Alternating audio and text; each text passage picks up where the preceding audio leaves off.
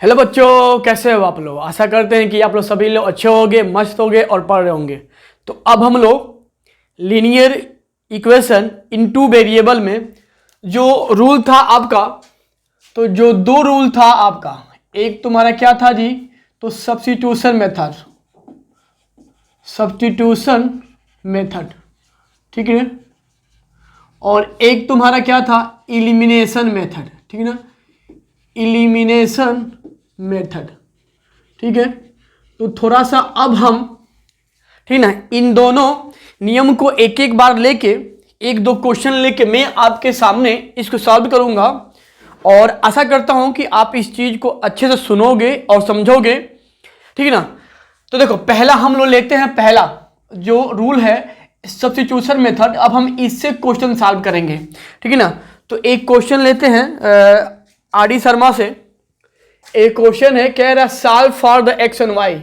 यहाँ दिया 3x minus 5y equal to -1। इसको मान लेते हैं equation number 1 and x minus Y equal to -1, इसको मैंने मान लिया सेकेंड।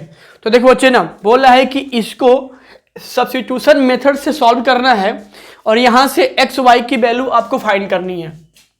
तो देखिए, जो सब्स्टिट्यूशन मेथड होता है उसका मतलब क्या होता है कि हम किसी दिए गए दो पेयर ऑफ लीनियर इक्वेशन से, यानी कि जो आपके पास linear equation in two variables हैं, आप वहां से किसी एक इक्वेशन से किसी एक वेरिएबल की वैल्यू निकालो और उसको दूसरे वाले इक्वेशन में पुट करो। इसी को बोलते हैं सब्स्टिट्यूशन मेथड। जैसे, तो बच्चे देखो, यहां पे तुम्हारे पास दो ऑप्शन हैं, एक तुम्हारा यह 1 दिया है इक्वेशन, यह दिया है 2, ठीक है। तो हम इसमें एक चीज इसमें एक ऑब्जर्व करते हैं कि कहां से एक्स वाई की वैल्यू आसानी से आ जाएगी।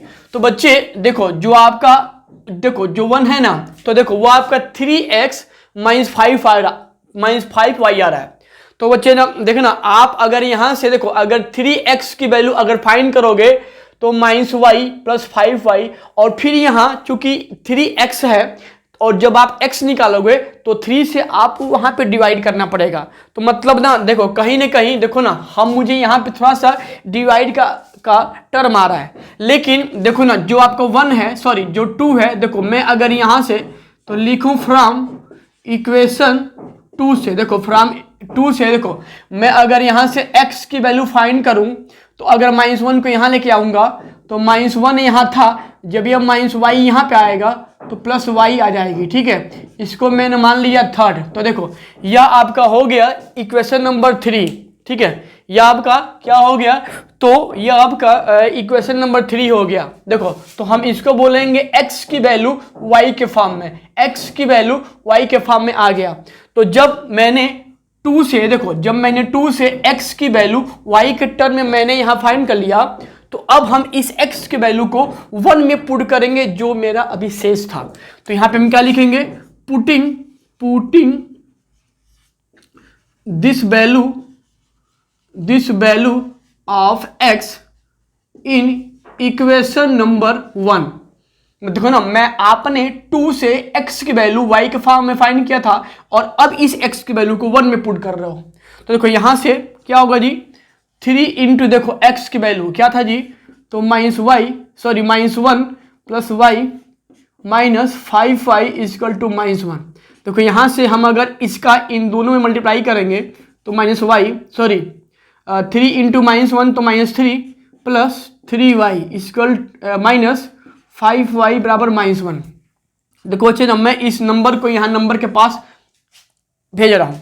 तो देखो यहाँ मुझे 3y माइनस 5y हो जाए मिलेगा बराबर -1, इसको यहाँ भेजो तो +3। यह आपका देखो 3 में से 5 जाएगा तो -2y बराबर 2 हो जाएगा, और यहाँ से जब y निकालेंगे तो 2/-2 कट के मुझे क्या आ जाएगा, -1। तो बच्चे ना देखो, मैंने y की वैल्यू -1 मैंने फाइंड कर लिया। तो जब y की वैल्यू मुझे आ गया, तो देखो ना, मुझे अभी x निकालना था और बच्चे थोड़ा आप देखो जो आपका x है वो खुद y के फॉर्म में आ रहा है। तो अगर मैं इस y की वैल्यू जो मैंने फाइंड किया अगर इसमें पुट करूंगा तो मुझे कहीं ना कहीं x की वैल्यू आ जाएगी। तो यहाँ से हम क्या लिखेंगे, लिखेंगे पुटिंग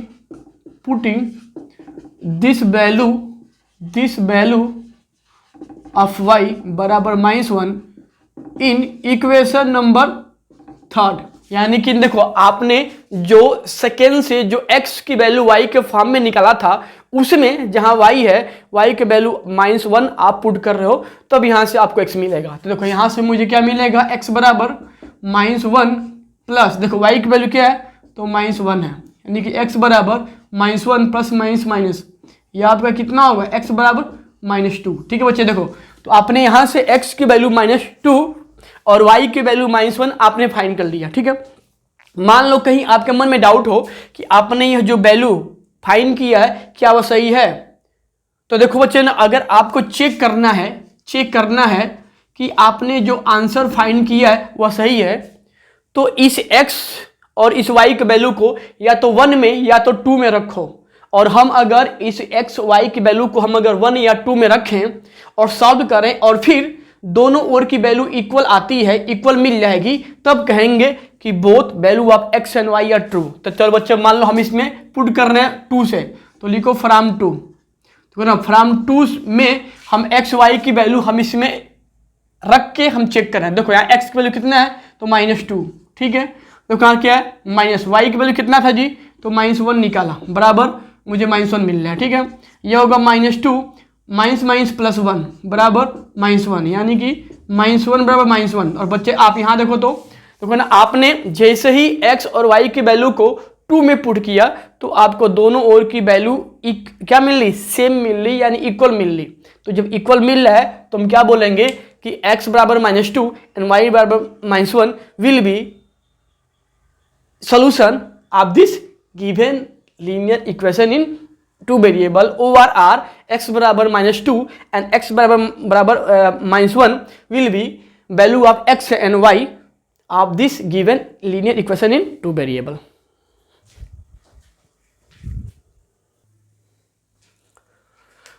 तो बच्चे अब हम लोग इलिमिनेशन मेथड से एक्स वाई यानी कि जो वेरिएबल होंगे उनकी वैल्यू को मुझे फाइंड करना है। तो देखो ना एक आर.डी. शर्मा का एक क्वेश्चन लेते हैं, कह रहा है x plus 2y is equal to -1 2x minus 3y is equal to 12। इसको मान लो इक्वेशन नंबर 1, इसको मान लो इक्वेशन नंबर 2। ठीक है, तो बच्चे देखो जो आपका रूल है इलिमिनेशन मेथड उसमें क्या करते हैं कि आपके पास सबसे पहले 2 लीनियर इनटू वेरिएबल होगा और आप उसमें देखो, दोनों में देखो कि क्या कोई वेरिएबल ऐसा है जिसकी वैल्यू सेम हो, मतलब 1 में और 2 में क्या x सेम है और क्या y सेम है। अगर सेम है तो भाई एज ए साइन के अकॉर्डिंग आप उनको प्लस माइनस करके सॉल्व कर लोगे। लेकिन अगर सेम नहीं है, देखो लाइक दिस, देखो भाई यहाँ पे तुम्हारे x की वैल्यू 1 है, यहाँ x की वैल्यू 2 है, यहाँ y की वैल्यू 2 है, y की वैल्यू 3 है। तो मतलब क्या है 1 और 2 में x या y की वैल्यू सेम नहीं है। तो जब सेम नहीं है तो हम इसको क्या करते हैं, इक्वल करते हैं, सेम करते हैं। तो बच्चे थोड़ा आप बताओ, देखो ना यहाँ पे आपके पास ऑप्शन है। देखो बच्चे ना अगर आप यहाँ पे x के लिए जाओगे, x के लिए, तो बच्चे देखो आप देखो ना आप ना इस 1 और 2 में अगर x, देखो इस फार x का मतलब क्या हुआ कि आप x को इक्वल कर रहे हो। तो बच्चे देखो अगर आप यहाँ पे x के लिए जा रहे हो तो यहाँ देखो यहाँ तुम्हारे x की वैल्यू 1 था, यहाँ x की वैल्यू 2 है। तो भाई देखो आपका क्या एम है कि भाई x को सेम करना। तो बच्चे आप बताओ कि इसमें क्या करो कि x सेम हो जाओ, सेम आपका आएगा। तो भाई देखो जाहिर सी बात है, आप बोलोगे कि सर देखो ना अगर यहाँ 2 आ जाए, मतलब कि मैं इस 1 में अगर 2 से दोनों ओर मल्टीप्लाई कर दूंगा तो ये 2x आ जाएगा, यहाँ ऑलरेडी 2 है, x का टर्म इक्वल हो जाएगा। देखो तो मैं यहाँ पे क्या लिखूँ जी, यहाँ लिखेंगे मल्टीप्लाई इक्वेशन 1 विथ 2, यानी कि मैं इस इक्वेशन 1 को 2 से क्या किया, मल्टीप्लाई किया ऑन बोथ साइड, दोनों तरफ, एक और नहीं दोनों तरफ। तो देखो यहाँ से मुझे क्या मिल जाएगा जी, या 2 इंटू एक्स 2x 2 2 जा 4y इक्वल टू -2 और इसको लिख लेंगे 3, ठीक है ना।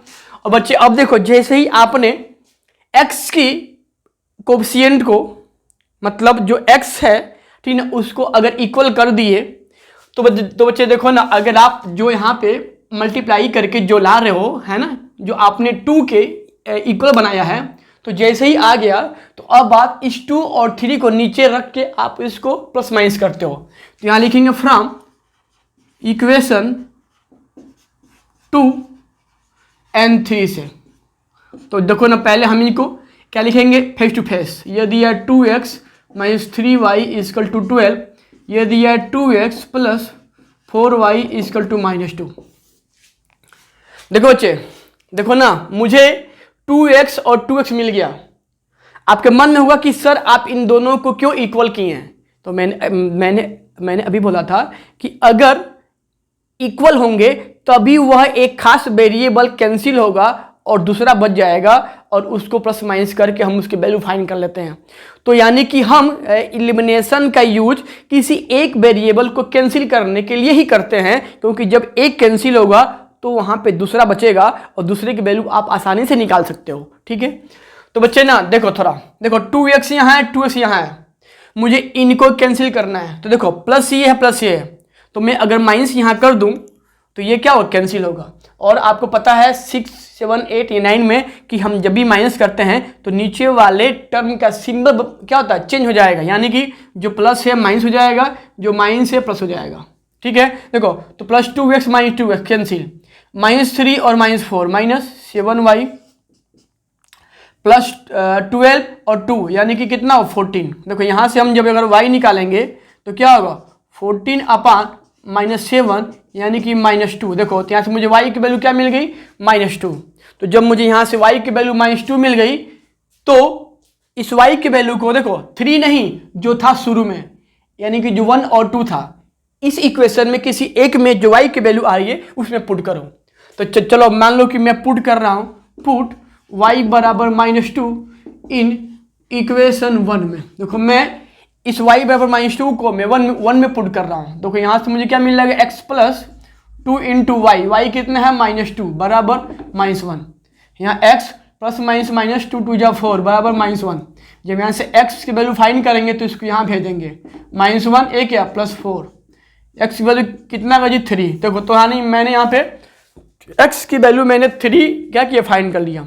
मान लो भाई आपको चेक करना हो कि आपने जो निकाला है वह सही है कि नहीं है, तो मैं क्या बोल रहा हूँ कि जब भी हम चेक करेंगे तो हम इस x और y की वैल्यू को किसी एक इक्वेशन में पुट करके सॉल्व करो। अगर दोनों ओर की वैल्यू सेम आएगी तो सही है वरना गलत है। चलो मान लो कि मैं पुट कर रहा हूँ, पुट x बराबर 3 y बराबर -2 इन 1। देखो ना, यानी कि x और y के इस वैल्यू को मैं इक्वेशन नंबर 1 में मैं पुट कर रहा हूँ। चलो भाई यहाँ पे क्या था, x था, x यानी 3, ठीक है ना। देखो यहाँ पे 2 इंटू वाई, वाई यानी -2, ठीक है, बराबर क्या था -1। यह आपका 3 हो जाएगा प्लस माइनस 2 2 या 4 हो जाएगा बराबर -1। 3 में से 4 जाएगा 1, ये कम है ये ज़्यादा है तो -1 बराबर -1। तो बच्चे आप यहाँ देखो दोनों ओर की वैल्यू क्या मिल रही है, इक्वल मिल रही है, यानी कि जो मैंने वैल्यू x y की फाइंड किया है वह सही है। और बच्चे आपका यह जो रूल था वो क्या था, एलिमिनेशन। तो ऐसे आपने एलिमिनेशन सीख लिया और सब्स्टिट्यूशन सीखा।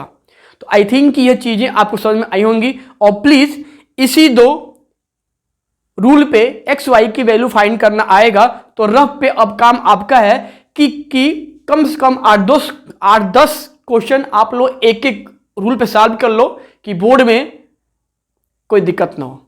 तो मिलते हैं अगले वीडियो में, तब तक के लिए अपना ख्याल रखो और इस एक्सरसाइज को फिनिश करो। अपना ख्याल रखो। जय हिंद।